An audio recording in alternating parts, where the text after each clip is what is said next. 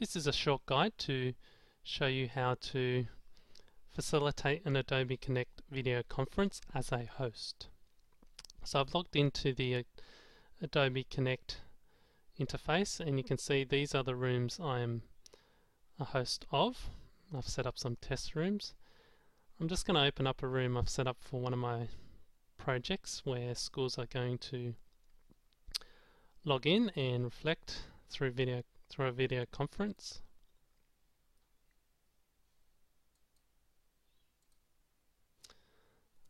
Okay, I'll just resize my windows so you can see what the room looks like as a host. You can see you've got the extra menu on the right hand side, which are for your layouts. You automatically have your microphone and video rights, so I'll just enable those as I'm hosting. Make sure they're green and not muted or inactive. Now, these are the standard layouts that you can switch to during a video conference. So they're all prepared for you, but you can also customize layouts by creating new ones that suit your presentation needs. So to do that, you just go up to layouts and create a new layout. So I'm just going to create a blank one to show you what you can add into your presentations. So the standard one is a video feed, a share pod, attendees, and a chat pod. If you want to add more customization or interactivity and engagement within your video conference through Adobe Connect, there are certain pods that John Dance Wilson has downloaded from Adobe into our resources that we can all access. So we want to go to pods, share, we want to add a new share. Now the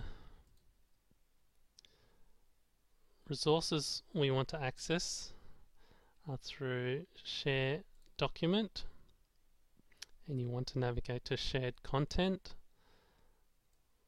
and navigate to the Southwestern Sydney region, special purposes room.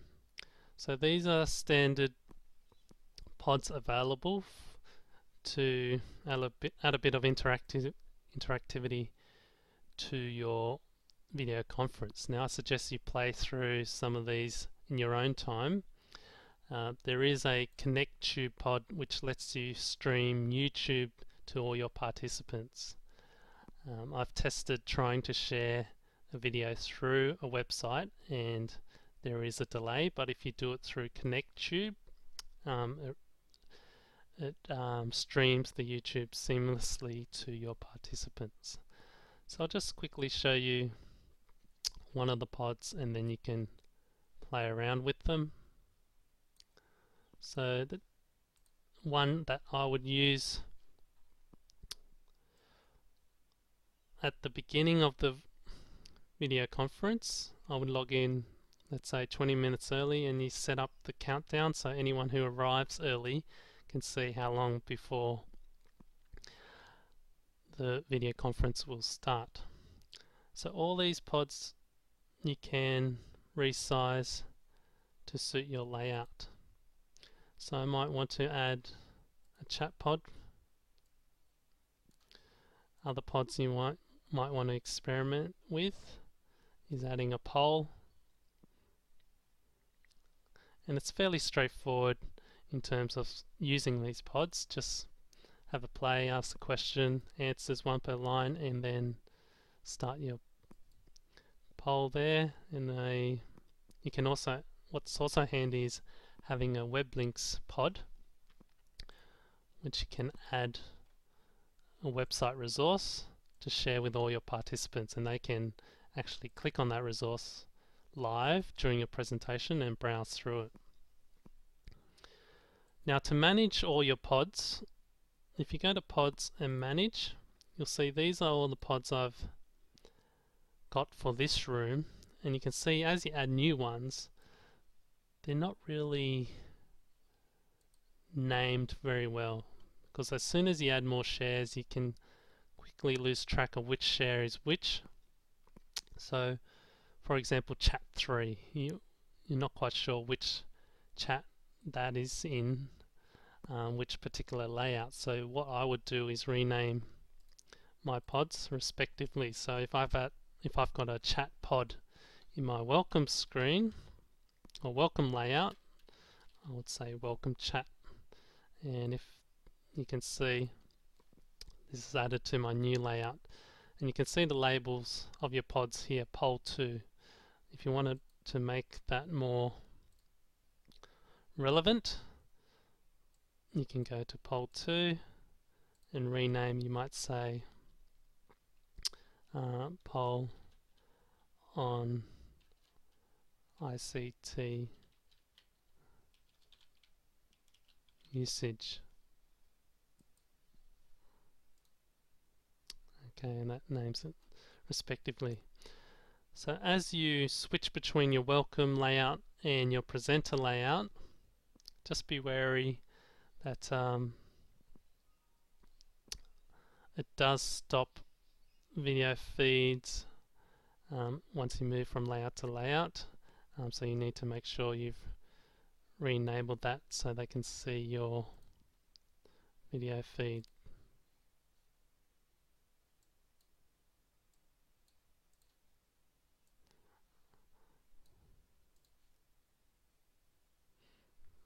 Okay, so you can minimize these pods, but it doesn't actually get rid of them. You'll need to go to manage pods and clear the ones you've used and have no longer use for them through manage pods.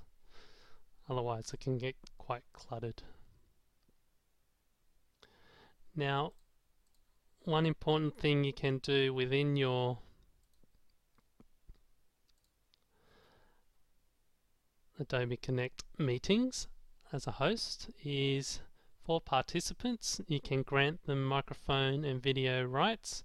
If you saw a participant here that you wanted to get them to share their video or audio feed, if you click on the participant on the left hand side, you won't be able to see it here, you'll be able to see enable audio, enable video.